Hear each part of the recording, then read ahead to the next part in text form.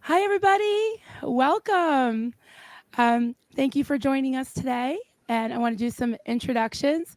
Everybody knows these people, I think, on the screen. No, we all know you and love you. But we have Clearwater Chad, who is he's my co-host, or I'm his co-host, or something like that. And Mm. we have the lovely Vanessa from the Degraded Daughters of Dianetics. Welcome. Hello. Thank you. And today we're discussing Heaven's Gate. And I'm sure many of you have heard of them, but this is going to be a completely different perspective. We're going to be doing some comparisons to Scientology and just delving into this very mysterious UFO cult, they call it, but there's a lot of layers.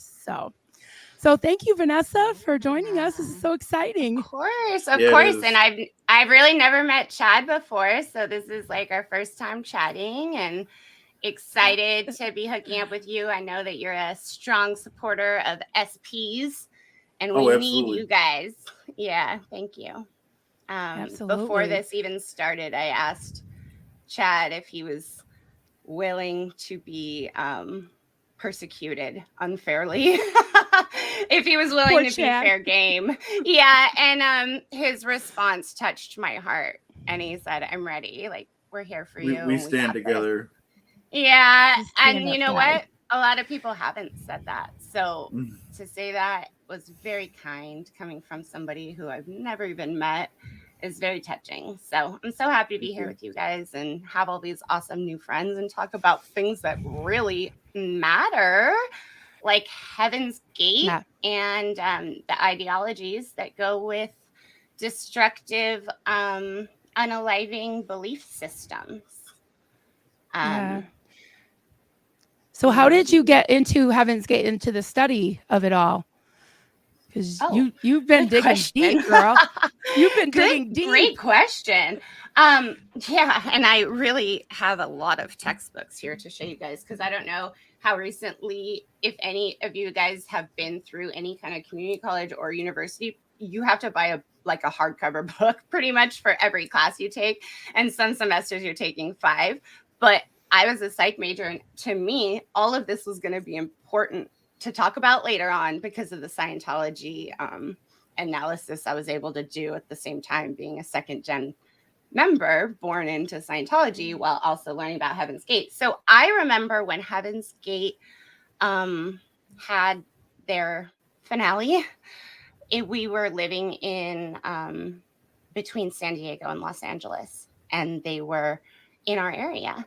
And as a member of what I now call a cult, but I a lot of people don't like to call the Church of Scientology a church because they think it gives them that power. I disagree. I think that it's important to call it the Church of Scientology because that's what it is. And you have labeled it that, IRS and United States. So if you don't think it's a church, then change that. But right Good point. now, it's a Church of Scientology. And that's what the people in there think. So to call it a cult is like, it almost like, I didn't even like that word. So I do it now because I understand what a cult is, but I would have just turned off back in the day. It's a So when good point. Heaven's Gate happened, they had a huge push to get Scientologists to kind of safeguard their relationships with people so that they understood, their family members understood we were not Heaven's Gate and we were not going to be drinking Kool-Aid, eating pudding with poison or anything like that. So I always knew about it and I saw Marshall on the screen sometimes, and the news programs, you would see that interesting man with his glazed over eyeballs. And I was always interested. And they said UFO cult. And I didn't even know why Scientology was associated with UFOs because the OT levels, you don't know that. You're not Yep. taught that as a Right. child. But you are taught certain beliefs that stick with you for your life, like this is a prison planet that we're trying to escape. So, in that ideology where you're believing that Earth is a place to leave and a next level can be attained, and that actual real truth, whatever that is attainable, but it's not here on this this existence, this planet, this form, whatever. I didn't put all this together until later when I was in school.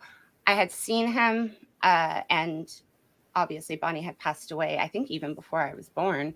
But I do know that Scientology wanted to distance themselves between Heaven's Gate. Do you both remember when that happened? What the climate Absolutely. was like?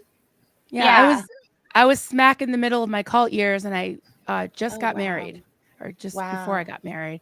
Yeah, and it was like, oh, look at that. Oh, that's terrible. Look at that. They're a cult, you know. Little did I know that I was in one. Totally. You know? That was And so how many parallels. Scientologists felt too. Yeah, Yeah. yeah. Oh, they call their bodies vehicles. Wow. You know, I'm like, well, we call ours vessels, but yeah. Yeah. So many Yeah. parallels. It's Yeah. What about you, Chad?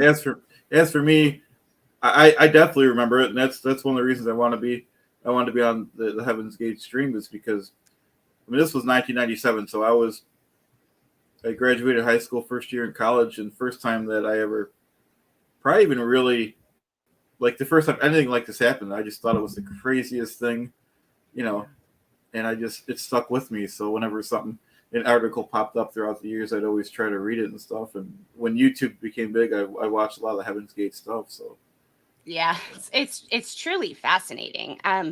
Because I don't think people understand how much how much their beliefs inform all of their behavior, right? So absolutely, it's just in everything we do. If we're believing that this is a bad place to escape, like it's worthy of escaping, then we're not living our life for now, or we can't have the human experience. Like it's not, nobody knows what happens afterwards. It's very audacious of anybody to promise and guarantee. I feel like watching some of the videos last night, listening to his voice, it was so similar to Ron in their methodical delivery. Yeah. And watching some of the old lectures that him and Bonnie used to give to their members, they look like old Scientology lectures, like of like that time where they're all in these halls and the man is how he's speaking. It was the same time, very similar time. I mean, you know, he got a little wilder as time went on. I think he personally, and me and Sean Sagan, who's Carl Sagan's nephew, had this conversation. I think he was in a competition with L. Ron Hubbard personally to be because they have just too many similarities. So anyway, I ended up leaving Scientology, obviously. But it's a long burn for any second gen, because you can, you know, disagree in your head, but then for maybe, you know, a long time. Oh, thank you, Kelly. Oh, totally. For a long time, you just don't want to lose your friends, your family, and you're not strong enough because you might unalive yourself because you think that this planet is horrible. You're trying to go to the next level, or, you know, you just want to stop suffering because your entire world has been painted with this paintbrush, like my background, that we got to go. We got to get out of here. This world is for the schmucks. Like, you see all these drug addicts and these psychs, like, you know, electrocuting people. We got to go. Like, we're way better than this. So the elitism, right? That adds in there. So when I was watching this documentary in my first social psychology class, which I'm so passionate about social psych because it's the study of behavior in a group. And it's different than individual personality psychology, which is relatively stable. A personality can maintain relatively stable over a person's lifetime, and that's what we would call a personality, traits and characteristics. But their behaviors in a group are often mandated or changed or altered by the situation. So that is why people are acting in ways that we would never understand. That's why my parents have disowned me. They don't want to speak to me at all. They didn't come to my college graduations. So having that firm belief that you have this knowingness, this secret, this power that everybody else didn't have, drew them to do things that they never thought that they would. And then the group, right? All of the things that come into play in social psychology, and the study of it is freaking fascinating. So I've just been bursting at the seams to talk about all this since I saw that first video, and I saw the Heaven's Gate freaking members looking at the camera. Have you guys seen that video? Of course. Oh, you have, yes. right? Yep. Yes. It's so eerie. Yeah. Yeah, the Yeah. exit So video tell or me something, why yeah. you think it's eerie. I'm interested. Okay. Because, well, what you were just saying I mean, I agree, about, but I like to hear it verbalized. Yeah. Verbalized. no, number one, the group think of it all. They all look the same. They were dressed the same. The hair was the same, but the glazed look, and also just that far away, weird smile, like as if they had resigned themselves and they were trying to convince others because they had already, gotten to that place. And I'm very fascinated how they got to that place, but almost like they were one person. They were like him, and he had groomed them for many, many, many years. So we're just seeing the product of this eerie, almost childlike, almost. It's just insane. Yeah. What was your take on it, Chad? I mean, pretty similar to where, like you said, they have the same names, they have the same hairstyles, clothes. They're all talking the same, and it was. He it was eerie. infantilized them as well as took away their identity. Yeah. Yeah, and then the conformity happens and all that. But to me, it was fascinating to see. Because what I saw was pure elation in their eyes. Yeah. And that's the like same look. Wait. Yeah, that's the same look I see in people who walk out of auditing sessions from Scientology. It's called VGIs, very good indicators. And you don't leave until you're VGIs. So essentially, you have to get there before you even start. Like, you can't even go home until you have this happen. So you foreshadow, what's going to happen. But when you reach a certain point, and there's, I'm sure, many different viewpoints on this, but in my opinion, when you reach a certain point, almost like what you said, where you're defeated, but like secure with that, like you have what I believe is knowingness. It's a Scientology word. You think you know. It's a certainty. And Scientology is big on certainty, which is so crazy because like critical thinking is about asking like, yeah, I don't know that, so let me find out. Or maybe I think I know that, but like maybe my brain is doing differently, so I might want to check that, right? Like that's why people have issues with racism and everything, is because our brain processes with all these little shortcuts, and they're like similar, dissimilar, unless you stop yourself and ask yourself questions. So do you consider the auditing process and all the study and everything, that's like the indoctrination, right? I mean, now, it's is there a euphoric hypnosis, and that's what my cult used was. And even early on, I was groomed in a Pentecostal charismatic church where people are getting slain in the spirit. They're speaking in tongues. It's that whole, it's like when you came out of church, so many people would have that look on their face. Exactly. Like you just came out of a rock concert, like, but then it would last, and it would crash, and then they'd have to go back and get slain in the spirit and baptized in tongues again. Yeah. It's like their daily hit of serotonin or something. It's like what I get out of going to a rock show now. I mean, really, or that community, that group. Yeah, Helicopter. My folks always called it being keyed out after a session. Exactly. Whoa. You're keyed out. And I heard stories of, I got in a car accident. I was so keyed out, I wasn't even in my body. So the idea is to key you out of your, meat body, right? Which in your thing is in your group was called a vehicle, right? Or I'm sorry. That was their group. Might as well. Getting the body terms mixed up. Yeah, Heaven's Gate. What was yours? Yours was a vessel. a vessel. You're merely a vessel to be filled. And Yeah. it wasn't like your life, it was not your own. Your life didn't matter because you were Yeah. going to heaven. Yeah. So it really didn't Yeah. matter what Heaven's Exactly. God Gate. wanted to do with you. I don't know about Scientology or yours, Marilyn, but they had names for everything, not just that. Like they had, like Yeah. when you were in the house, they called it being in craft. When you're out of the house, you were out of craft. Like that's pretty far out. Well, I found it interesting that they had, so L. Ron Hubbard had very specific policies for everything, even down to how to wash a window.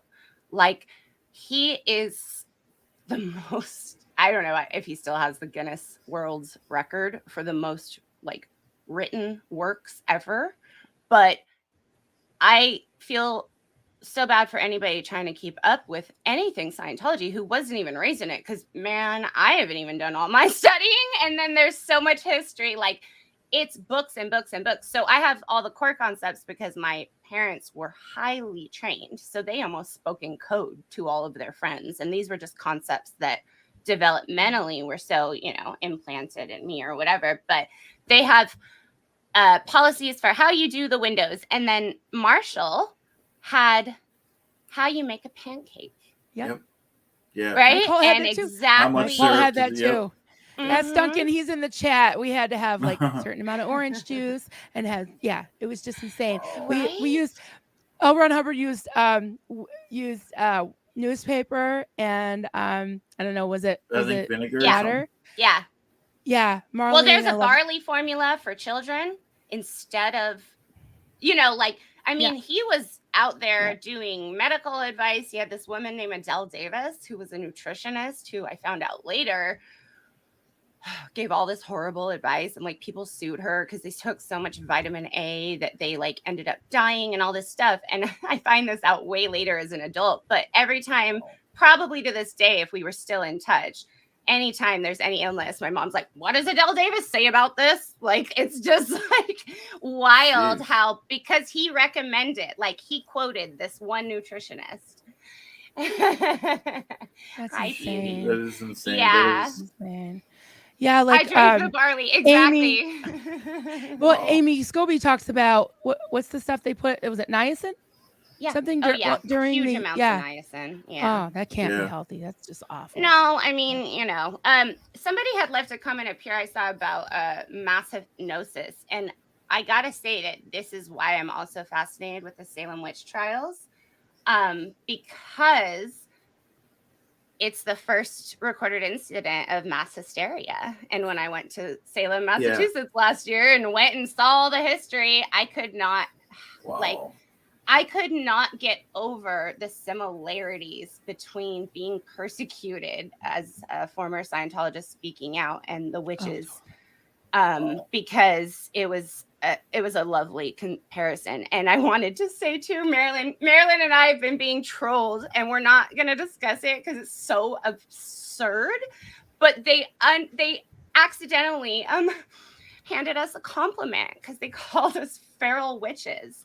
So for me, that's like, oh my gosh, thank you. You were so sweet. I have been trying forever to be myself. So thank you for recognizing us. But yeah, so mass hysteria, mass hypnosis, people in groups are very easy to influence. It's everybody knows, like, I mean, that's a very well studied topic, right? So it's the examples and the comparisons are abundant, and even some of the words that they use. Let me just say something. Put one in the chat if you think Vanessa's right.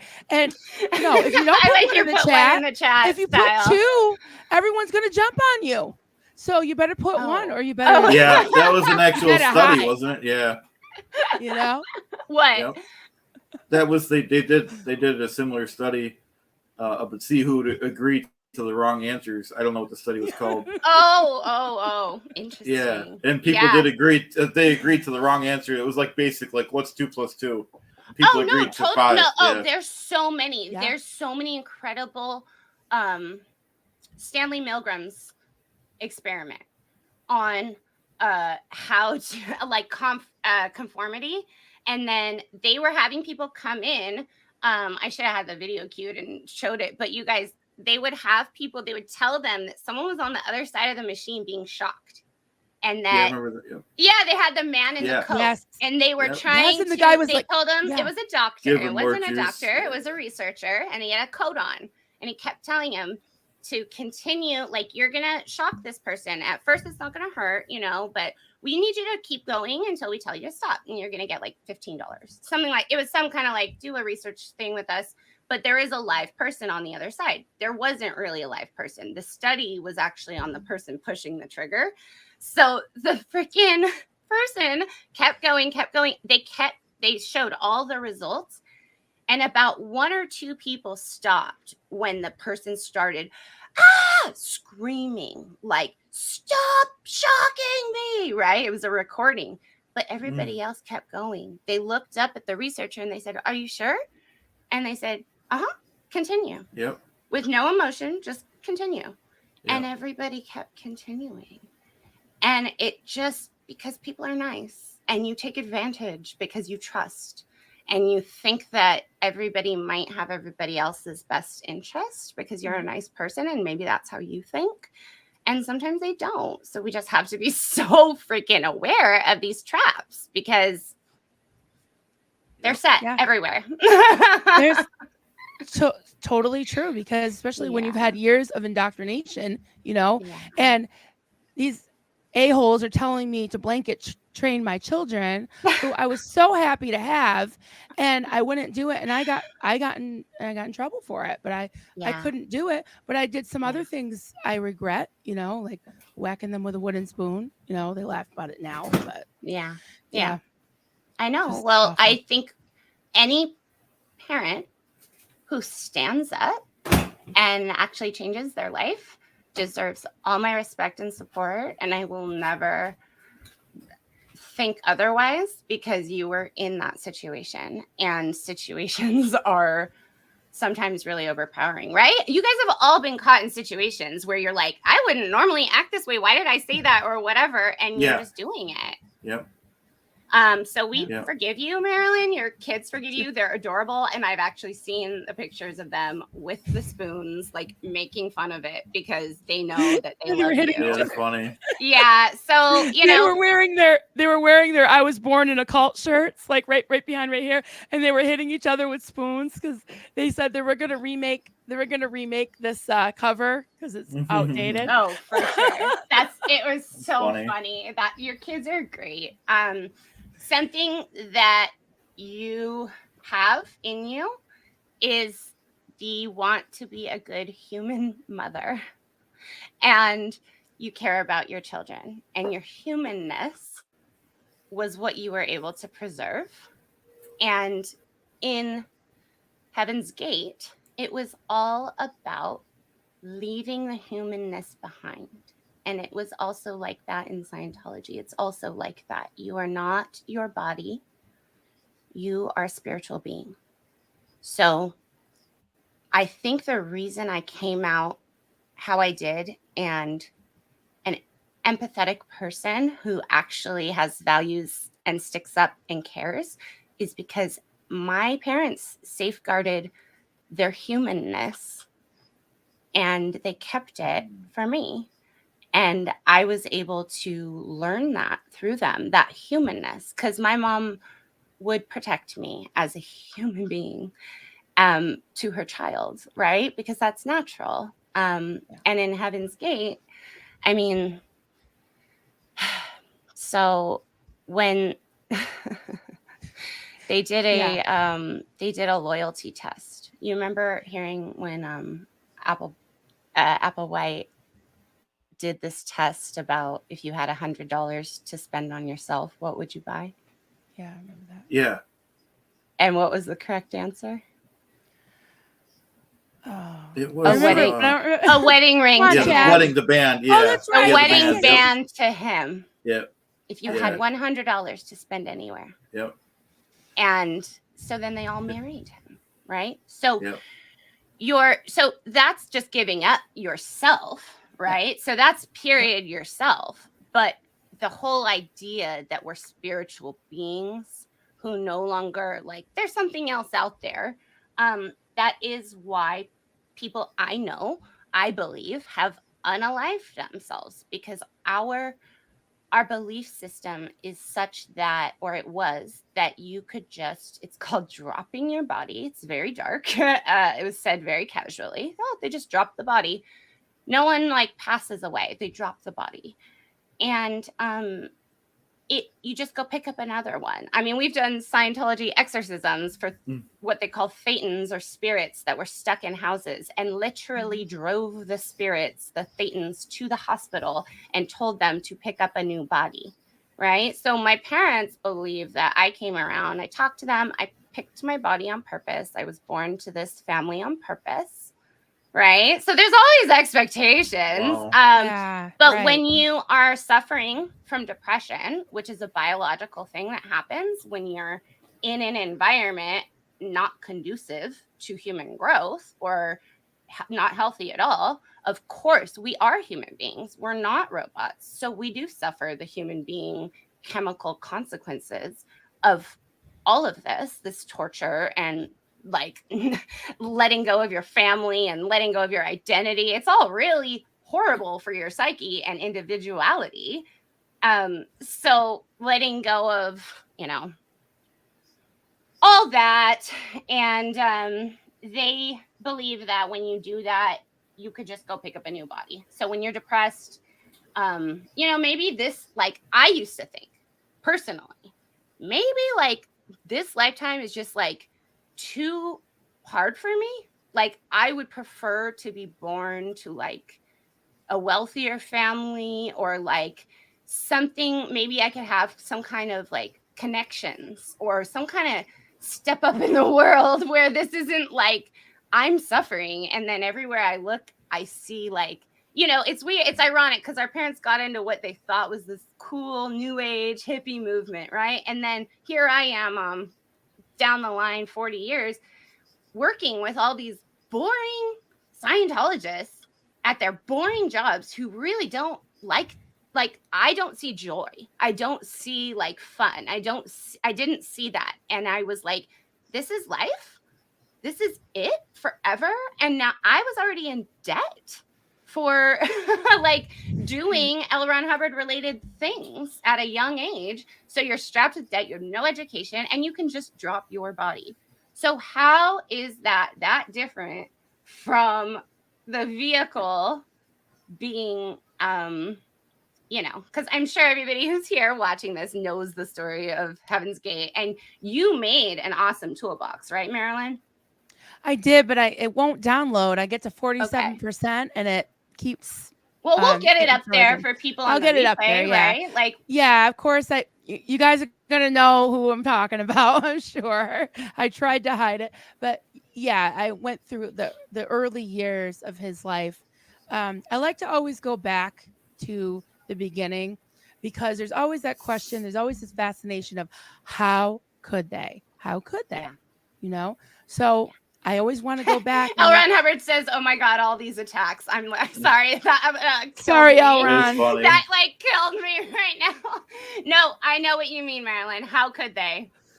Right. So if you go back and you just see what the guy was 60 something years old when he did this. Yes. From the time he was born in Presbyterian. I won't go into it. You got to see the video. Wink, wink. But yeah, you can kind of see. You can see the shame. You can see how he turned against his own body, his own urges, and he was homosexual and always tried to deny it. Had so much shame, and his father disowned him, and he ended up in depression, major depression, and that's when he met Nettles there, and so they became T and Doe. But they became nomads. It was many years. I mean, they met in 1972, and I was born in 1970, so this was 50 years ago. So and this happened 25 years ago. So 25 years of them being together.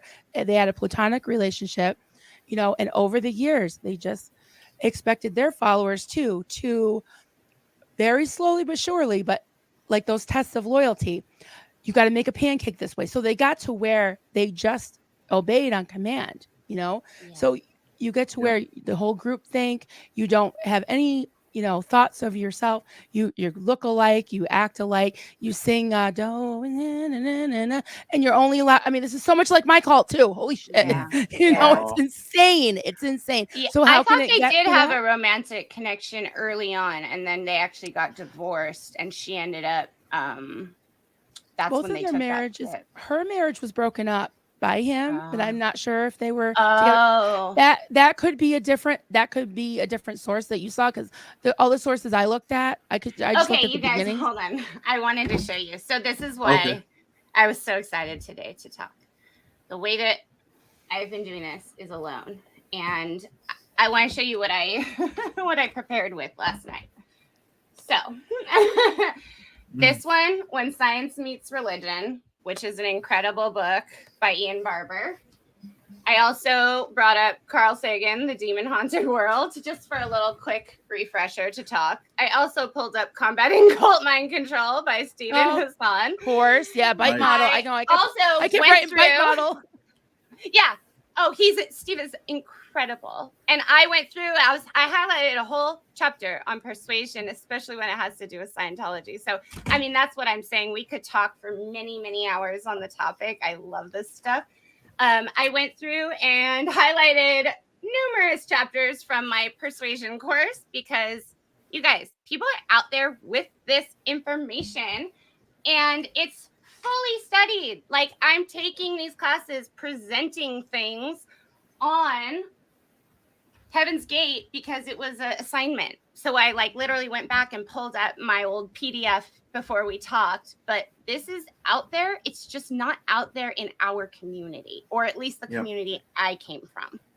So I just think this kind of comparison is so important, especially Marilyn, you talked about him a little bit, and I pulled up something about the body and Marshall Applewhite. So it's been speculated that he was homosexual and that he had some encounters when he was younger.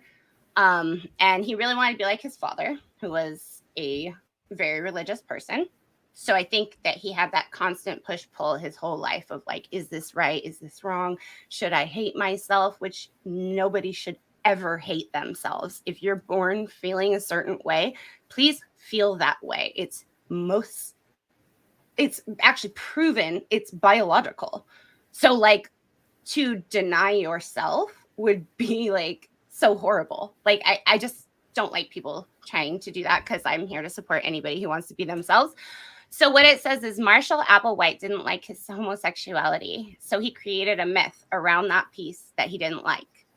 He came to the conclusion about his body that it was abhorrent. Applewhite decided it was time to leave the planet. So, I mean, that was just the next, just the little next part, but having it be a vehicle, right? And then I have a whole section I wrote about the little things they used to put up, the flyers. And it would literally say, humans, right? They're Scientology, but blatant. Right. Humans. Can you shed humanness from a member to the next level? That was from the member level to the next level was when she got mad because the media was attacking them. So they had the media, they said that was the big rapture all of a sudden. So we got to go underground or whatever. But they had now the next level. So anybody who was left, who was really culty as hell and listening to them, they said, all right, congrats, you graduated to the next level. And then they were all going to go to the real level together later on. But they said that it was only attained early on. They said it could only be attained when you were healthy and alive. They said, we're not here to convince you, but some people are waiting for this info. They'll recognize it when they hear it. Yeah. And then they would join, and they were no longer allowed to form human relationships in the group. There was not human possessions. They were all had the same names that ended with Odie. They had it was the identity thing, right? We all know you can obviously alter people's behavior with just taking away their clothes, their self-expression, all that kind of stuff. So that is disturbing, right? Absolutely. Yeah. Like the fact that they were like, you'll recognize it when you hear it. Oh, totally. Well, that's the sales pitch. It's like, you're special. We have Yes. the truth. We have the truth, and only You're special people special. know. You We're have chosen. discernment. Oh, Yes. totally. Yeah. Cult one. Yeah. There's so many cult 101. And that's why I like to go back and really delve into the why and the how and the when, because you say Heaven's Gate, what do you think about? You think about the thumbnail. You think about the UFOs and the, you know, and the crazy looks there and the hair. Just like with Jim Jones, you know, we talked about that. That's why, you know, I do these things with a little like kind of guess the cult leader, because if I said, so I'm going to talk about Jim Jones, people are going to just be thinking about, oh, flavor. I was corrected. Flavor Aid the whole time, you know?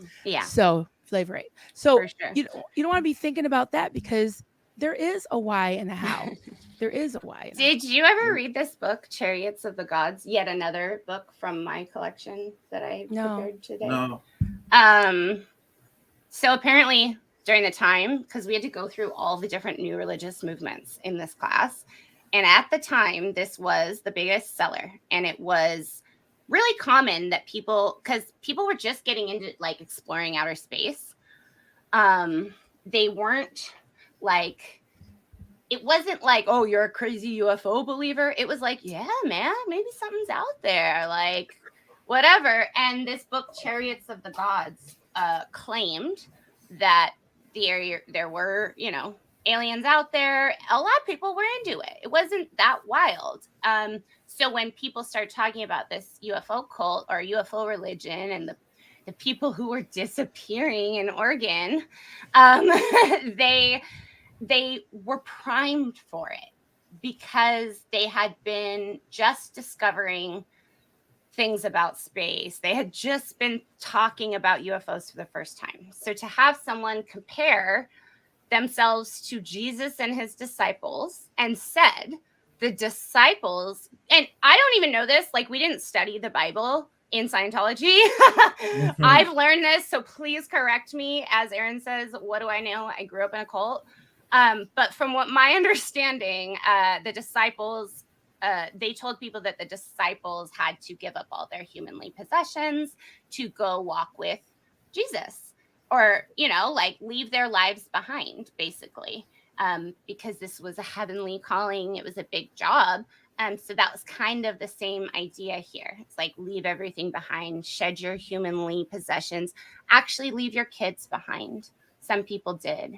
And I watched a video of a mother saying, it would be better if you just left them and let them go on with their lives here.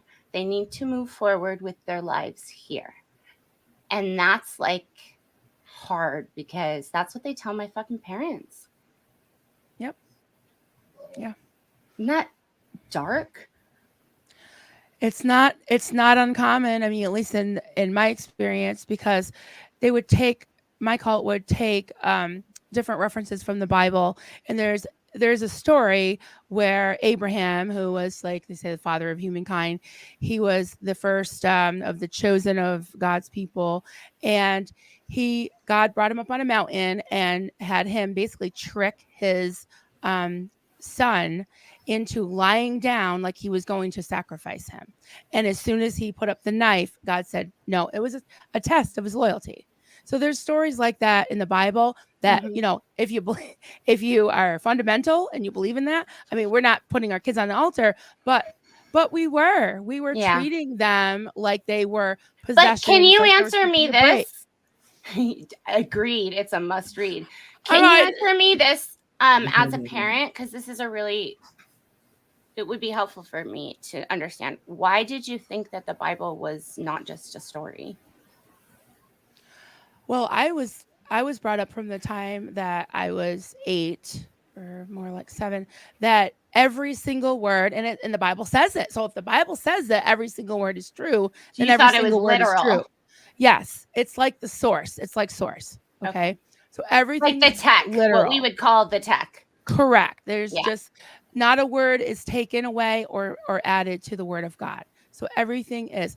I mean, obviously, we don't throw stones at rebellious children or homosexuals, but close to it. You know, you're beating them with switches.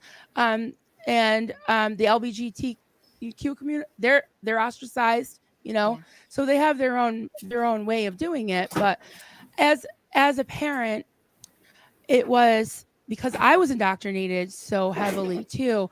And it is like the frog in the boiling water. It's like I was told that my children were an idol in my life, Yeah. and that I loved them too much. And that if I really loved God, God had to be first. You know, the triangle. I don't know what they have in Scientology, but there's like the dynamics or whatever.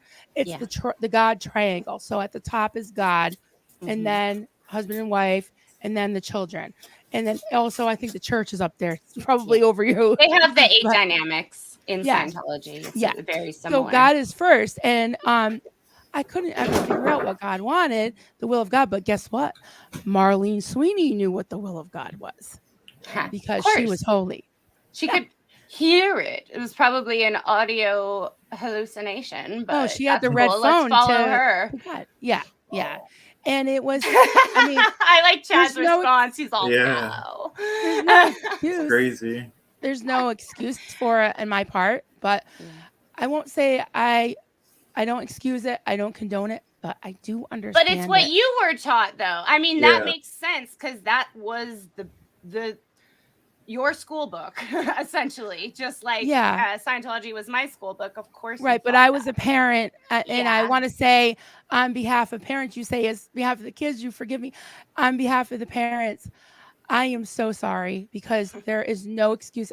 You born in ladies, the younger ladies, I won't even mention their names. You all know who you are. I'm always mother henning all of you. I love you guys. You remind me of my own daughter, and I won't get choked up. Well, I will get choked up. You're gonna make me choke up, Marilyn. But I apologize to her for allowing her to get spirits of Jezebel cast out of her at 7 years old. I mean, and I knew. Well, I knew something was wrong. It was like I was digging, and there was that tiny flame inside of me. And I just hope that for your parents and for everyone's family that's still in Scientology or any cult, that something will call out to that humanity within them, you know, and that it won't get to the point where people are unaliving themselves because they can't face what they've allowed themselves to be. Well, no more of it. How about that? No more of it, because it's break the cycle. Happening. Just no more. Like, please go see a therapist, or please go to a crisis center. Please just ask for help. There will be people who are helping. I wanted to tell you, I had written down what their version of that was, which is called human metamorphosis process. That's Heaven's Gate, and that's your own overcoming. It doesn't involve anyone else. You have to overcome attachments, addictions, things, people, relationships, and jobs. And you have to overcome and give up all of those things before you could reach the next level with Heaven's Gate. And I don't really understand how that is at all different from my mother having to give me up so she could do OT8. Because that's what happened. That's what happens. They start getting really serious when you want to start doing these upper secret Scientology levels, and they start bringing people in to handle their children or disconnect. And like, well, you ever have a car that's just like a jalopy? You put so much. You put so much. Well, I do, because I live in Vermont, right? You put so much money into it, and you're putting so much money into it. You're putting so much money into it, and it keeps going wrong, and it keeps going wrong. You're like, yeah, but I've already put $5,000 into it. Yep. It's the same type of equity rescue. It was like sunken cost fallacy. Yeah, exactly. Yeah. Like with my kids, it was just like, okay, I know this is wrong. How do I get out? Our whole life is revolved around this place. I didn't have the words. I didn't have the language. Yeah, exactly. We didn't have these words. I had to study to be able to explain what's happening, right? Yeah, it's taken 15 years. I mean, I'm out 16 years. The last year was the first time I could even really utter the words. Yeah. And, I was just tell people I was in a cult. Now my kids are wearing t-shirts. I was born in a cult. They think it's funny, but no, it was just, I couldn't even say the words Marlene Sweeney, but you know what? She's earned it. She lives up the street. Good. She's All earned it. And I won't mention any of the other ones because they were the victims. They were, you know, Yep. some I mean, are that's survivors. really and some that's are a victims. lot of marriages. That's a lot of bad relationships. That's a lot of battered women. They have children with this person. How their cost they've put so many pennies in the piggy Yep. bank. Yeah. Like, how could it not be what I thought it was going to be? At this point, my parents have given up. My dad gave up his only child, like, for this religion. He also gave up his father.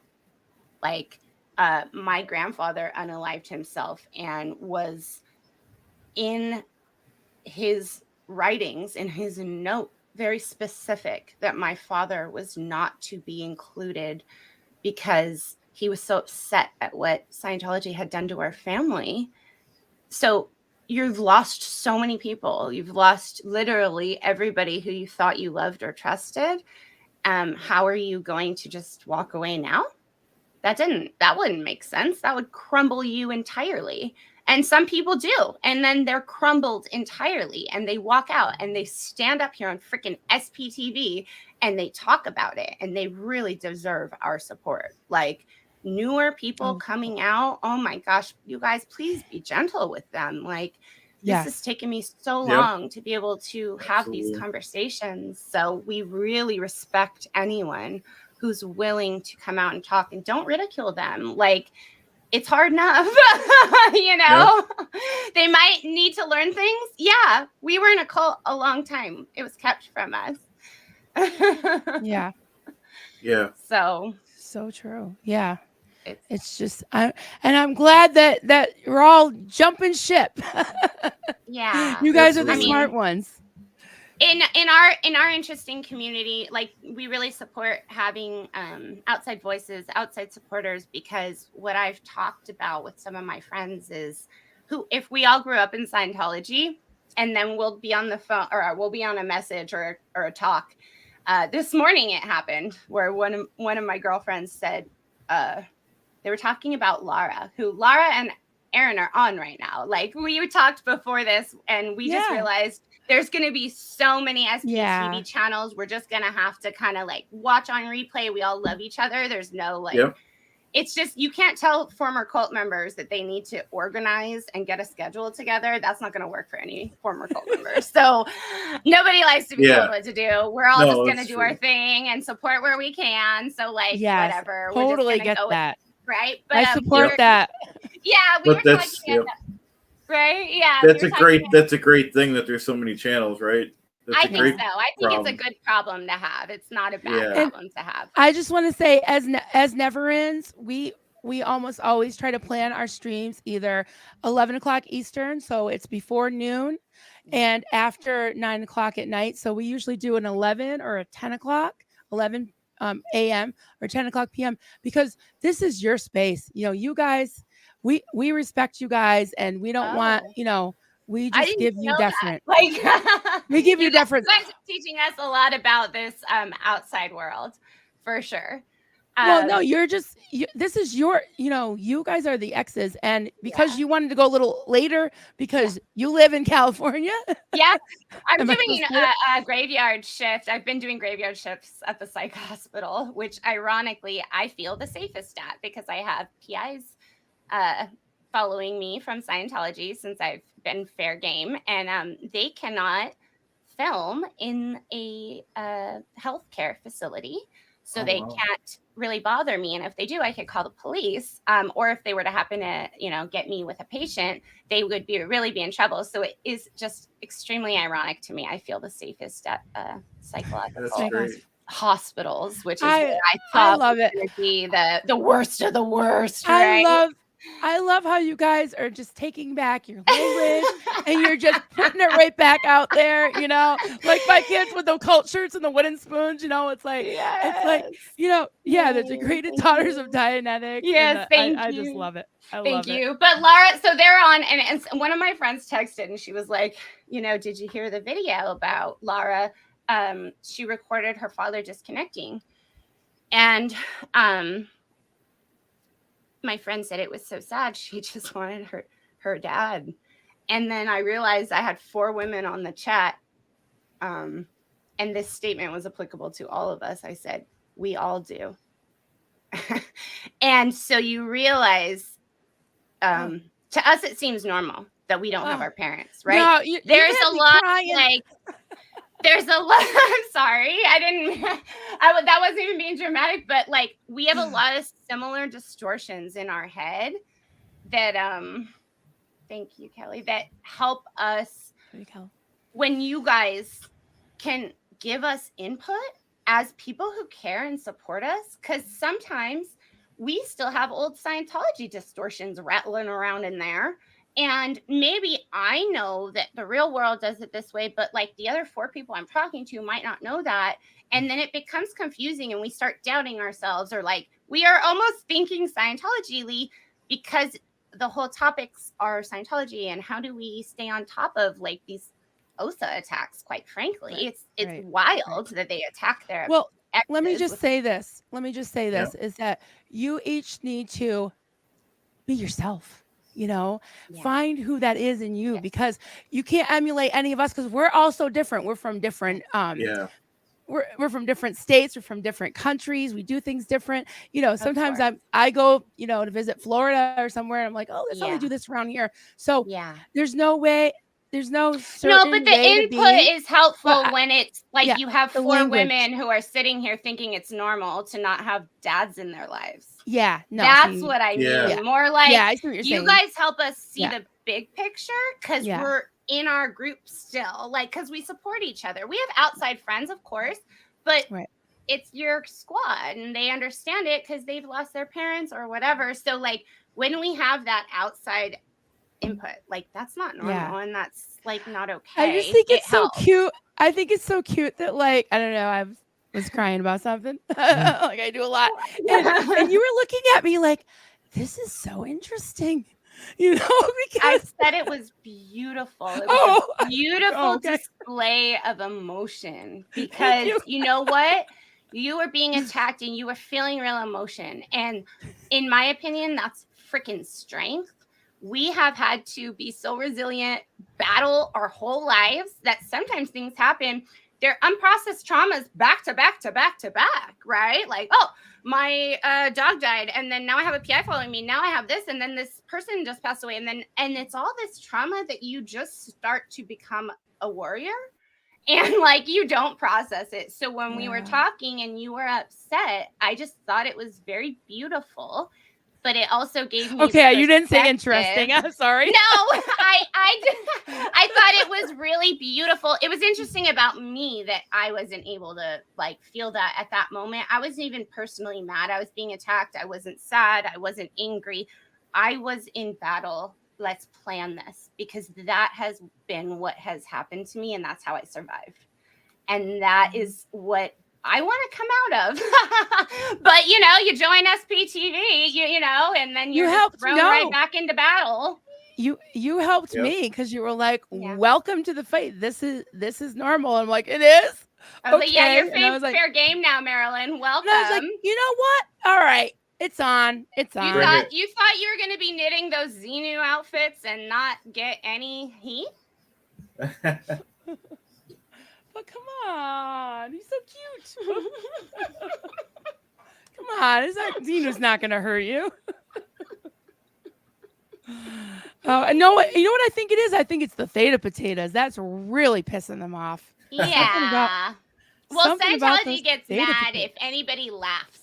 So comedy is like our ticket. And guess what? We love to laugh, and like we all have pretty dark senses of humor, and all of our channels. Totally, me too. That. So like, to be ourselves and then make funny jokes is just like all we could ask for. We're not trying to leave it. You're bringing up the point that we are not trying to leave the human experience behind. We are human beings, and we're not robots. And we're not aliens, and we're not trying to get to the next level. And we don't expect everybody to be perfect. And it's normal to emote and have tears. And if you don't emote, you might like explode one day, just like my background. So please Right, try to right. emote. Yeah. So we've been going for almost an hour. So I wanted to see if you'd like to just turn it over to I want Chad me. to pipe in Chad? and give us his thoughts. Yeah, let's do that. Turn it over to Chad. Yeah. I mean, to me, it sounds like, I mean, Marilyn, you're you know, it sounds like Scientology is the most aggressive, you know, religion when people leave, in my opinion. Yeah. You know, I mean, like, it's one thing Maryland had it bad. You know, I don't want to underplay that, but like, you know, you got. I don't think she had PIs and stuff on her. Like, you had the PIs, and then you had to deal with the street. Yeah. Yeah, you have, you know. I still have to close my door while we have conversations. It's stressful. Like that's it seems like they're the most aggressive that I've heard of, and because I've not to your level and not for school, but I like to study the different cults too. But it kind of makes sense when you think about they just have unlimited funds because all of these huge donors are just gifting them stocks of like ironically pharmaceutical companies and things that so they just have so much money. I think that's their I mean, obviously they're like, in my opinion, they're just as bad as Heaven's Gate and or worse. Mm-hmm. They just haven't, it's almost worse because the end result is not you taking something or eating it or whatever, like how they did. It is just you being dead inside. And like they wanna ruin you and by Totally. discrediting you, right? Or well, but even just the information you're consuming as a member of the Church of Scientology, you're essentially drinking Kool-Aid. Like you're hypnotizing yourself. And to me, that's dangerous, right? Mm-hmm. So having growing up in Hollywood, across from the Celebrity Center, Jesus. do you know that there was a museum called the Museum of Death in Hollywood for years and years? Have you been there? Really? No, I've heard about it. I just heard about it too, just recently. Yeah, I just got way too excited smiling about the Museum of Death. I'm creeping myself out. But I love that place. I've been going my whole life, and I got to see the actual Heaven's Gate sneakers and outfits and all their patches. Oh, yeah, wow. They have the memorials, you know, they have a lot of artifacts and stuff from all sorts of different notorious murders and cults. And the patches always stuck with me. And it's just crazy how, no, it's not crazy. It's very obvious that all cults use insignia. They use the identity, you know, changing. They use the uniforms. They do hit your like Hitler type conformity. Totally. Not all cults have every trait, but there's so many. You could just list about 40 traits, and your cult will probably have most of them. Like that whole focus on, like, there's usually something, either what they call asceticism, which is the opposite of being like a pervert. Can I say pervert? Sorry. The opposite of like being focused on sex is, in ours, it was being celibate. And it was, I didn't even hold my husband's hand. Well, I think we did sneak a kiss once before we got married. Seriously. Did you hear me and Aaron talking about that you weren't really allowed to do that at in Scientology either? Like you weren't allowed to do heavy petting. Yeah, it's the same thing. I mean, you're talking about Robert J. Lifton's criteria for mind control and stuff, right? Like, manipulation, So, behavior Vanessa, altering. I was 26 and Duncan was 38. Oh, wow. I was 26. Yeah. It's crazy, hey? And then all of a sudden, populate the earth. It's all of a sudden, this is a Duggar thing, right? It's the Duggar thing. Purity culture, and then have a bajillion kids. It's insane. So it's either the focus or the abhorrency of sex. To bring it back to Heaven's Gate, I found it interesting that them and Scientology both, if you're joining the Sea Org, they used to have to tell me, like, you can't, you have to give up your want to have children, right? Because you can't have children this year because it's causing too many problems. It didn't used to be like that when Hubbard was there, but the whole giving up that sex, family, that whole thing is the same with Heaven's Gate. Even though there are principles in place that say, oh, the family is important to us, the 2D It always, so important. So it doesn't make sense to the members, right? Because you're like, but we love families. In this book, it says family is the most important. But in practice, that's not what ends up happening, right? And they're controlling your sex life. Oh, and that's another way to control, and just having you always stuffing down your urges, your natural, you're just who you are, and that's one aspect of it. The other is just no thought for your bodily. It's always focused on death. That's why a lot of them, end up unaliving themselves. With us, it was a spiritual and psychological death, because Marilyn would say, go the way of the cross, which is a crucifixion tool. People with little gold crosses, I'm not knocking gold crosses, but it's a instrument of torture. So that's why I don't really like to wear them. That's why it's confusing why people wear it on their neck. Because it just makes them feel like Jesus loves them. And that's fine. I'm not making fun of that at all. But I'm just saying, when you're in a cult and they tell you, go the way of the cross and die to yourself and die to everything. And that's just one other point I want to make. And then I want to open it up to, if Chad has any last things you want to say, I want to open it up to the chat, because I got 14-star questions. But I don't know. I forgot what I was going to say. You know what always happens? The stream is like, there's so many distractions. I'm like, I'm going to make this great point, and then you get there's just so many. off. Yeah, there's so many. I know. I know. If I think of it later. But no worries. I wanted to point out something from this starred comment from LRH himself. The man, the myth, the legend is here in you our. Can click on it, honey. You can click on it. Okay. There we go. Well, we were trying to do our mod thing, let them mod it, not mess it up. Yeah. So when you're talking about, here, this is a beautiful point that I wanted to make.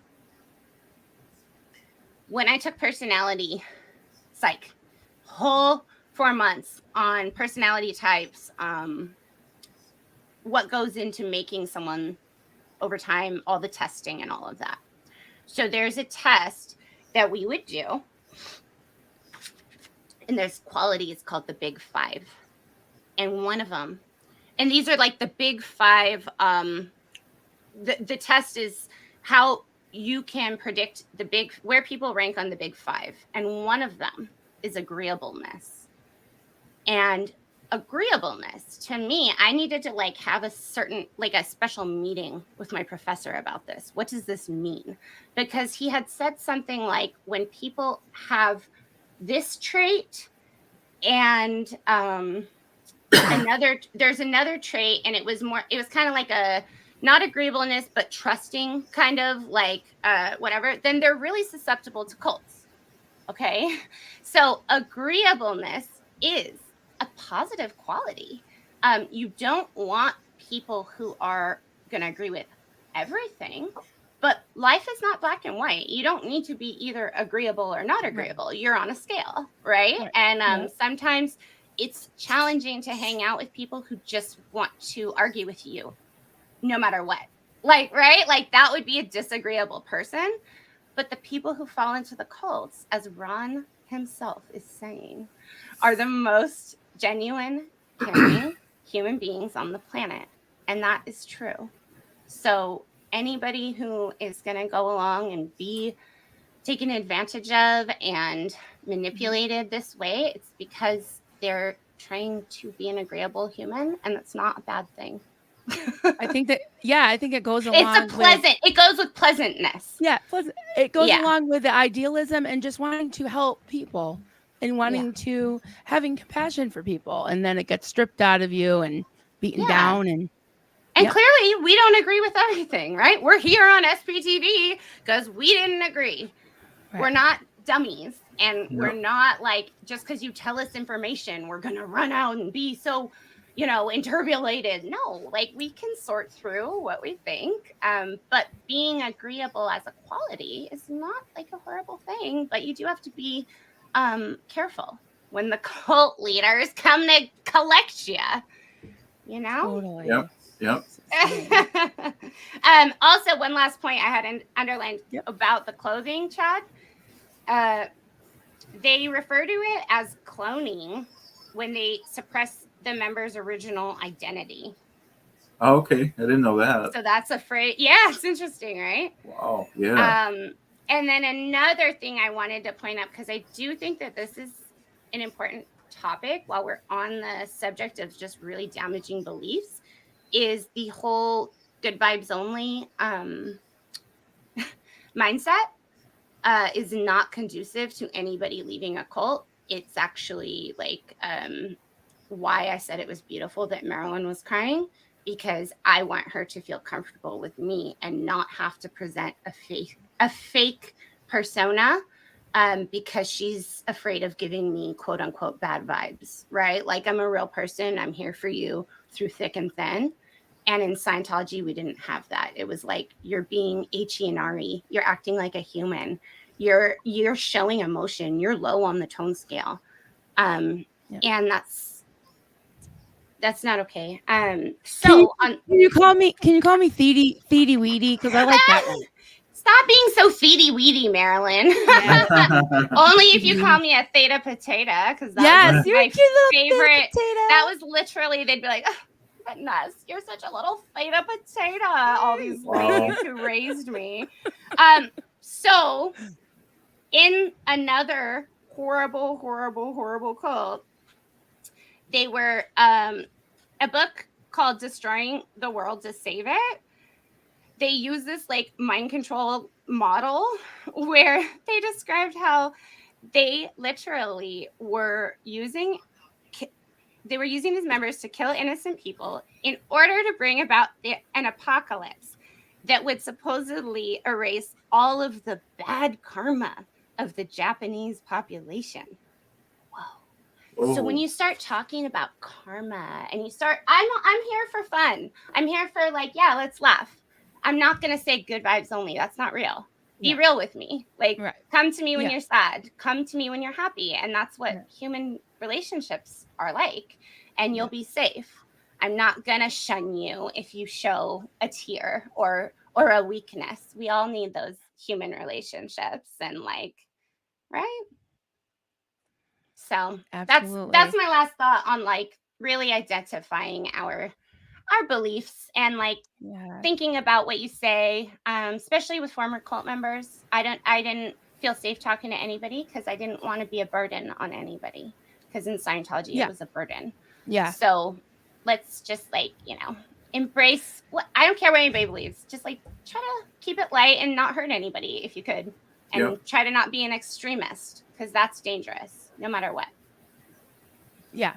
It's okay to disagree, but if you're making fun of something that people can't help, or, just to cut them down for your own pleasure, that's just not okay. That's not okay in my book. Unless it's to David Miscavige. He's earned that. So I mean, that's a free pass. Free pass. True. Almost. You know what? All right, that sorry. guy keeps coming on my TV. I have people all over town telling me like, that freaking guy on the TV keeps telling me, oh, he's heavy in LA, all these commercials. He says, have you heard Scientology? Well, let's tell you the truth. And everyone's like, we know the truth, buddy. Like, you haven't, he says, you haven't heard it from us. Like, no, we've heard it from the children's who you've ruined. Like, maybe that might be cool, or like, but so every time I see that commercial, I'm like, damn, I gotta do a new YouTube video. Yeah, but even then, we just kind of do it like, laughing like, oh, little Keebler Ralph, I mean, even him, everybody. He's beating up some of our friends now. Yeah. We consider. I don't have any. I was going to say everyone deserves compassion. I don't have any for him. He can go. Bye-bye. He's at 0. So that's the one free pass. Yeah. All right. And even with him, we're not like, we don't go as low as what people are doing to us. And I say us because we are a team. We we stick together. I love that. Yeah, we are a team. All right. Yeah, the Witness. commercials in LA nonstop, Wow, and I it didn't has know been that. through the entire Masterson trial. It's actually something I've needed to discuss in freaking therapy, that I'll be on a date and hear out of the corner of my ear David Miscavige talking because the bar has the TV on. And it's Oh. honestly like, just shut up. Is it like, just like, go away. Is it triggering to you? Is that triggering to you, or just like, oh, it's I'm annoying? in a constant state of trigger. There's no like it. That's what CPTSD is. I mean, there's like, Yeah. it's triggering, but that's how my brain is set. So like every new thought that comes up, sometimes it's like, oh, I got to look at that. And it's been a lot more since we started doing this SPTV thing because my brain's back on it again. And when I'm thinking about it or whatever, then I'm like, oh, I'm looking at this. But yeah, everything's a trigger when you grew up in Scientology. Yeah, it is. Yeah. Some of the terminology like trigger you. I'm sorry, we're supposed to be talking about Heaven's Gate, but No, this it's is the okay. first time I'm like, it's all right. I want to pick your brain. No, with the triggering though, and I have explained this like a couple of times about the terminology, is that I love like joking with my friends and using the terminology. And we use it in an ironic way, like our channel name, like Degraded Daughters. It's like an ironic way. It kind of creeps me out a little bit when people use it still as a real way. Like everyone can pick their words. There's some words they don't want to give up or whatever. But because we had an entire dictionary, and I can show it to you, I have it here. We have an entire dictionary of words that L. Ron Hubbard wrote and repurposed. So it's very hard to, what happens in our brain channels as we're connecting, like the synapses and stuff, when you're constantly using those words, you're strengthening those brain channels. And language is leading us to our reality. So if we're constantly using these fake Scientology words, we're actually strengthening that brain channel instead of when we replace it with terms like, instead of saying that was N theta, you can say that upset me, or like I feel sad, like normal human things. Then we can kind of start strengthening those channels instead of using fake made up words that keep us believing Scientology's That's true. craziness. Thank you. Yeah, we could do a whole stream. We could do 10 streams on that. I agree. I don't like to know too many of their terms because it makes me feel weird. And Thank you.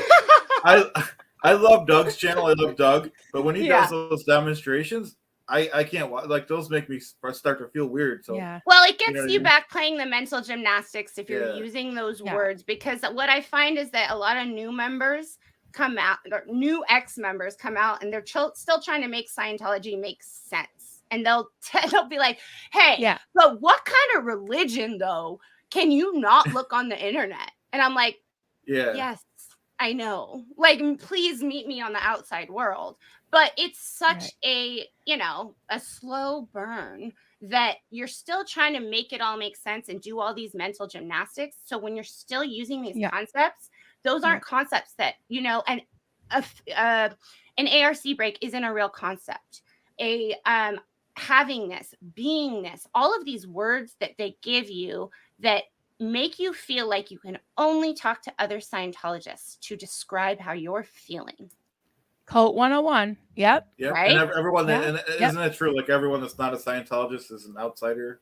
Yeah. Oh, of course. Stuff like that. Yeah. Oh, I mean, it's not even just true. It's like, it's not just the us versus them mentality. It's the, I don't even know real words because psychology was kept from me. I wasn't even allowed to say depressed. So how the hell am I going to communicate to someone who their only thing they know about Scientology is Tom Cruise? Or South Park. So like, it's a pretty dark area when you don't have anybody to talk to, especially if you're under the radar and all of that. So anyway, any other questions you wanted to like pick up the stars or anything before we sure. So back to Heaven's Gate, we've got their website is still being run by believers that left. Yeah, that's true. It is. Yeah, you can see it still today. It still has the 1990s look. Yeah, it's like never updated. like, yeah, same as Scientology, right, where they can't anything. Maybe that Marshall did. Maybe they can't change it, so they leave it like a 1990s form. Well, Scientology is really big on like marketing, so they're always trying to get the newest, best graphics and things. But policy-wise, that is correct. Okay. Yep. Right, the telexes, and Chad has a bunch of typewriters. Yeah. Oh my God, I saw your typewriter when we were like planning this, and I got so typing inspired. up the notes. He's dead I use it in real life. about this. I have like a request. If someone wants to like donate a typewriter to me, like I would be really a happy former cult child. Adult child. We can make that happen. Yeah. I'm gonna sit here on my typewriter like Ron. Oh, I love that. You can have your glasses down like this. Yeah. Oh my God, it'd be so fun. All right, we got our friend Simon. Hey, Simon. Hey, Simon. Most cults have a dress code. LDS, you have to have short hair, clean shave, and women have to dress modestly. Yep. That's pretty much how it was. I mean, they could have beards in our organization. I keep saying cult. But yeah, we didn't look like the Duggars, but we had to. Everything was like you had to make sure that nobody would look at you or anything. Yeah. And it was your fault if a man looked at you. It was your fault. Wow. Yeah. This is a good question. Ohia wants to know, does that feeling last long after an auditing session? How long does it last? No. And that's why you have to keep going back for more and more auditing. They're sold in 12.5-hour packages called intensives. And you're supposed to get the EP, the end product of whatever that intensive was about. And if you don't get it and you're not magically cause over life on your relationships, then you got to keep going. And then so there's something it doesn't wrong last with you, too long. right? Yeah. What I noticed about that feeling is I used to have some kind of moment, and I liken it to when I'm training dogs and they are being aggressive and then they yawn and they relax. Has anybody dealt with dogs who bite or anything? So if you're dealing with a dog and you put it on its tummy as an alpha move, and it can finally give up, it'll do a big yawn and then calm down. I've learned so much working with animals and animal behavior and all that. But with that, I, in session, would at a certain point start hearing music in my head and start singing. And my counselor auditor would be like, oh, you're hitting that EP point. And I think that was my relinquishing of my, all right, this is happening and I'm going to be here until it's done. And then all of a sudden your needle's floating. And then that's I'm elated because now I'm not freaking trapped anymore. I don't know, something to do with that. And the hypnosis finally taking effect, That's how it was with me. It was like going before the board, and I would just finally like, okay, what do you want me to say? Okay, I have a spirit of Akan. I'm hiding idols under my tent. Who knows? Yeah, Just to just get out of there? anything to get out. Anything to get out, and you just feel so relieved, and you feel like God just cleansed me of all my unrighteousness, and you're like, woo! Yeah, it's insane. Speaking of another cult member here, this guy, let him in here. Nobody's happier than people that are totally deluded. The best salespeople are completely sold on their product, even if it's junk. That is what is so terrifying. I work with people who suffer from schizoaffective disorders in my job, and I completely understand how real it is to them that they're hearing things from God, and whoever the apostates that were in there, or the, not apostates, the gurus or the whoever's spirits that were in their education. Those are the audio hallucinations they're hearing. So of course they think it's real. Wow. Vanessa, did you see who this commenter is? Oh, hi.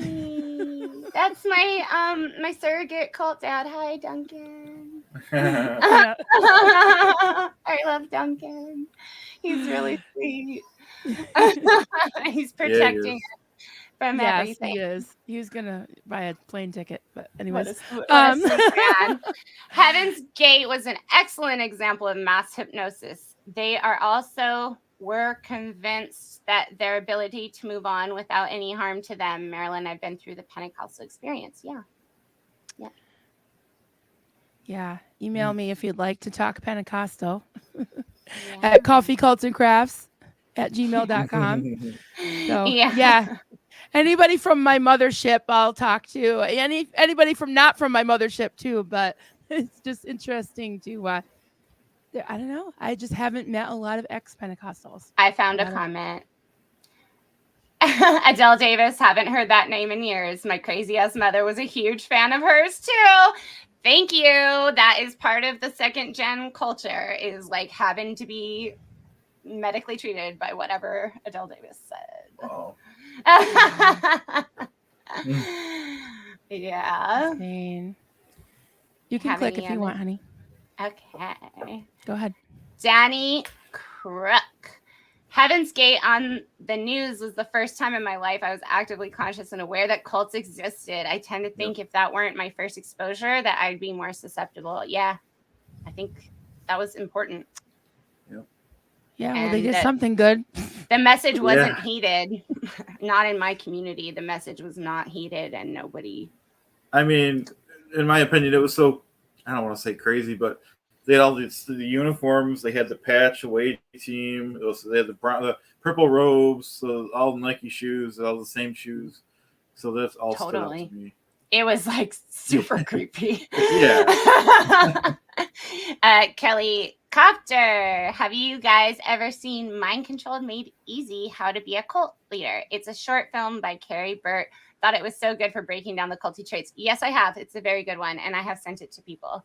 It's a really, really good one. I love short resources like that, where you can just send it over and watch a quick video, and it's easy to see. Writing that down. I don't have a typewriter. Writing that down. Yeah, we need typewriters over here. Yeah, definitely how they help. Yeah, right. And then, in my opinion, Joseph Campbell and the Power of Myth explain the how, whys of religion, but not the mind control part. Yeah, it takes a lot to put it all together. Like, there's so many experts in certain things, but then it's interesting now reading Stephen Hassan's book. It used to me in my head when I first read it, he knew everything. I was like, damn, where do I get this info? Then I went through all my training, and I'm actually able to like dissect certain pieces about, like, he starts talking about the DSM-5. I can actually comment further than what's in the book because of the education. But that's why knowledge is power, you guys. We got to pull it all together. No one person's right. It's everybody. It's true. Kelly Copter, love your positive attitudes. Y'all talk about this stuff in a very accessible way. Respect and love to you all. Thank you, Kelly. Yeah. Thank you, Kelly.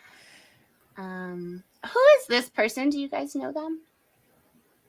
Not personally. Witness. I've been seeing this name a lot, so it's been it's a nice one to hear. Witness. As a never-in, I have experiences that are similar and have had to go through some of the same processes to remove the programming. Yeah, it's so relatable to so many people. It is accessible. Kelly's right. And one thing I love to do also is not only go back to the roots to examine how this happened, or also to bring in, I guess you'd call it case studies, right? But stories, people's experiences. And people's stories, because you can't argue with that. And if you hear enough stories, just like all of the, the crazy, the beatings and all the stuff that went on at the base in Hemet, come on, people. It happened. Hey, Goldie, thanks for the confirmation. I was gonna say, you're like, this person. Who is this person? They seem very nice. I'm suspicious. Like, it's witness. No, it's witness. Witness. We can witness that. Witness. Yeah. Vanessa, seems like you're in a high anxiety situation with people following you and being on a list. Hope you're okay for real. You deserve to live life in peace and have a typewriter. Thank you. I agree. I'm not sure when, if ever, that will happen for a born-in Scientologist who has escaped But you know what? We're trying. So, I believe. Selena, I live with a German, and they said that they learned about Scientology in early high school. They did the personality test and discussed how no matter you complete it, Scientology can help you. Yes, I used to deliver those. I used to grade them, and I used to, quote unquote, ruin people and tell them all the ways that we could help them this lifetime to overcome whatever it was that they wanted to Did do. they call it that? Ruining people? Mhm. Finding their Yes. ruin was ruining? Yes. So you're going to get the test back, and it was written by L. Ron Hubbard. I didn't know that at the time. I thought it was a real test, like a psychological testing device. It's not. And you're going to get the test back, and it's going to come back with, similar to Heaven's Gate, they had certain things that you had to attest to, like their kind of moral code. It's weird. The way it was phrased actually is similar to the OCA. Like the OCA written by Ron, it's like, I am usually convinced about things even though I may not be an expert. Yes or no? And you go through, and it's like 300 questions like that. And then you get it back. And because the Heaven's Gate thing, he had said, you have to be there with can you follow instructions without your own interpretation? Right? So there's all these different, it's an interesting, like how the word plays are and stuff. But yeah, you would get the OCA back, and then I would be like, oh, hey, dude. Of course, it's like a dude. I'm a chick. I'm like, looks like you're really depressed. We have a booklet. It's only $10 if you want to buy it, and then like I'll meet you there. So yeah. Oops, yeah, sorry. and you're super cute too. It doesn't hurt. It doesn't hurt. Thank you. Well, you know, cult girls are a special breed. I have been wondering about whether Scientology could go the Heaven's Gateway if DM convinced York members. LRH called them to target too. How many would answer the call? So that's another point I wanted to bring up. Bonnie was waiting, and they were supposed to be leaving to go meet Bonnie, who died of cancer, which is not a very alienistic way to leave your vehicle. But he spun it, as Ron did many times. The theology changes to like about what happens over time. So he spun it, and now she was waiting for them at the next destination, the next level. And that's why they all had to go meet her. Ron, right now, LRH, is, I call him Ron because we're personal. I prefer Lafayette. Yeah. Oh, yeah. You know what? I actually now prefer because I that. like because there's like Lafayette. Not to get you off track, but there was a comedian that said the guy's name of this religion is Ron. How could you take that serious? I know. Someone just recently said, wait, you guys call him LRH? Like, you use 3 initials? Like, you guys, they must talk about this a lot. I'm like, oh, yeah. It's like a thing. Never trust a guy with 3 names, Never. Like that Alexander Barnes Ross fellow. No. Yeah, that guy. That guy. I tell ya. No, if DM convinced Sea Org members, so the target 2, he would be waiting there for us. This is why I asked Chad, are you ready to become fair game? In my opinion, everything else is a distraction. What we're talking about right now, them being so similar to an unaliving cult with basic beliefs of how you handle human beings, is so damaging to expose. So freaking damaging from anybody who's been there personally to be able to make a critical analysis and say, yeah, I see very similar things. They're not going to be happy about that. I'll tell you that. So this is important that we discuss it. I know that like celebrities are the thing everyone wants to know. Oh, Tom Cruise, John Travolta. To me, this is my passion. This is what we're going to be talking about a lot. I am realizing with all my textbooks I've been lugging around for the last 7 years, I could sit here and talk all day with my thoughts because I have such deep connections to it. And I saw how it changed my life, how Ron's words changed my entire existence. And then comparing it with these other dangerous things. This is what is happening. Like, I don't think that they're ever going to be like, this is it. That would never happen. But this is happening because they have the words and they have the ideology. So we're losing those we love because they're trying to just pick up new bodies or go to the next planet that's not a prison planet. My mother did say, I don't care what happens to me when I die, my body, I know where I'm going. And that is a very intense belief. Yeah, it is. It really is. Jeez. I think you're on mute, Marilyn. Yeah, you're on mute. Where's my? Oh, sorry. I'm just saying it's like radical Islam or any other. Yeah, it's any kind of extreme extremist religion. Yep. Mm-hmm. Yeah. Exactly. No thought for Yeah. your life because there's a better Yeah. life with virgins waiting for you and all Yeah. that. 100%. Can I ask you a question along those lines? Sure. So I know that you help a lot of second gens and even people under the radar. Yeah. And so are you saying that, that's a concern for you? Not that everyone's just going to like meet at a house and put on sneakers and eat pudding, but Mhm. that all of the roots of that, of just, the indoctrination and the no thought for your own life. And this is just a meat body and there's a better place and we're going to just drop it. That is something that is almost like an option in the back of their mind when things get desperate. 100%. And that has, and when they get disconnected. Yeah. I mean, I've seen the disconnection happen and then friends unalive themselves because they had nobody to talk to. I've had a friend who melted down on Facebook and she was finally speaking out about this and nobody was there, including me, because I was too scared. And then she unalived herself and her mother had written to all of us, leave her alone. She's creating drama. She'll be back. It's fine. Just let her be. That's what they're telling people. Leave them alone. No, there was a story about Paul Haggis's daughter was on there talking about her friend. Yeah, we're talking about the same person. I went to school with Lauren Haggis and Katie Haggis, and we're talking about Taylor. Yeah. Taylor. So the fact that Lauren did that episode on Aftermath, it made me feel like I had this urgency to speak because I felt like nobody knew her story and it was upsetting me. And my parents were telling me I was nuts for thinking that Scientology had anything to do with her unaliving.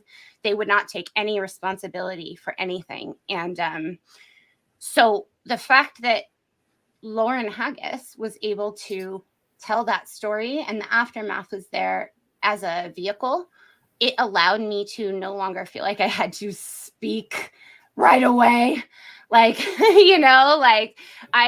they were able to tell Taylor's story and it gave me a bit of time to recover and go through my own traumatic exit and gaslighting and everything while not having to deal with YouTube and comments and people picking on you and all these other things that come with exposing yourself to the public, but you're also freshly out cult member.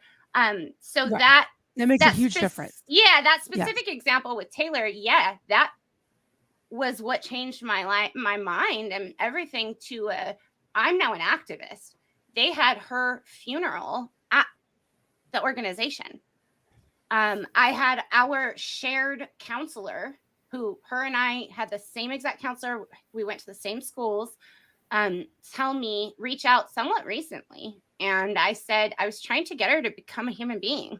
And I said, I'm sorry that you must feel horrible because you were trying to help, I put it in better words, but kind of trying to be that was hard. And Taylor, really was struggling and it was hard for us. And, just trying to create some compassion. And she said, Taylor's actions were irresponsible and reckless. And she's in charge of all of those effects she created. So that's the kind of compassion they're getting when they reach out. When I was considering unaliving myself, I was sent to see this woman.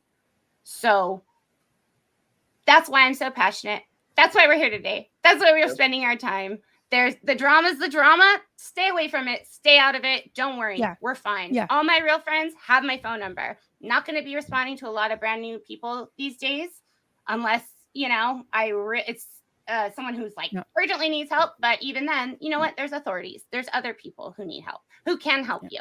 There's people not experiencing fair game. So we're going to do the best we can.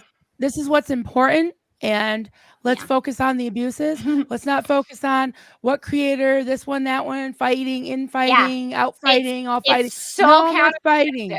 Yeah. Well, everybody, like, so the thing is no former cult members are ever going to want to reorganize and get together. Like, even with the planning of this live, we're like, oh no, there's other SPTV members. But you know what? The idea of having like a SPTV guide, it's super cute. But at the same time, the idea of having a structure and everybody having to fall in and no, this is the real world. You want to do a live, go live. Right? And there's so many, right. We're not in a cult anymore.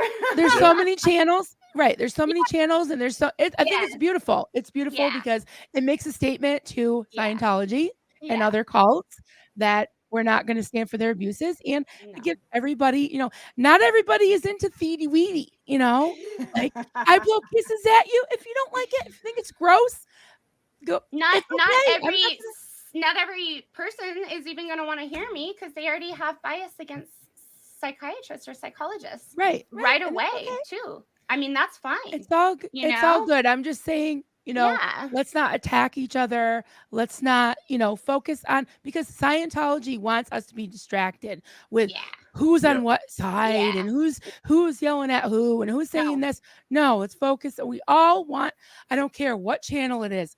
Every SPTV channel wants people to stop being abused, right? Yes. We all want that. So let's focus on that. So that's my spiel.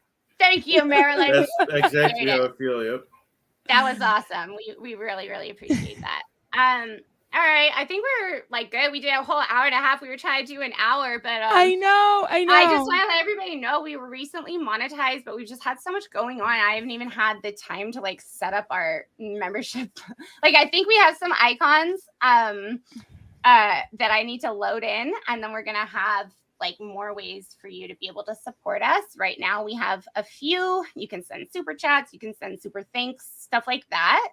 And we have a buy me a coffee, but we'll have more and fun icons and things for everybody to just stick with us. Yeah, nice. Yeah. That sounds awesome. So subscribe to this channel. Yes, please subscribe to everybody's channels. Marilyn's, Chad's, Alicia and I's. Aaron's going to be live with Jeffrey Augustine at 4 p.m. Eastern today. Awesome. Nice. Jeffrey's like my bestie. He's a great human being, and I'm loving that him and Aaron are working together so much. Mitch Brisker will be on the Mark and Janice channel at 3 Eastern today. Awesome. Mitch Brisker freaking directed and did a lot of things having to do with the Dianetics original ads and stuff. So that's and he's like Scientology royalty. Newly out, though, right? Yep. Yeah. So he's a very strong man who's standing up, and he's not afraid to be abused. And you guys, it's not if he's going to be, it's now. Like everybody who's doing this, speaking up, it's not if, it's when.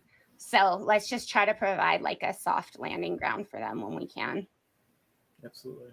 Yeah. Absolutely. Yeah.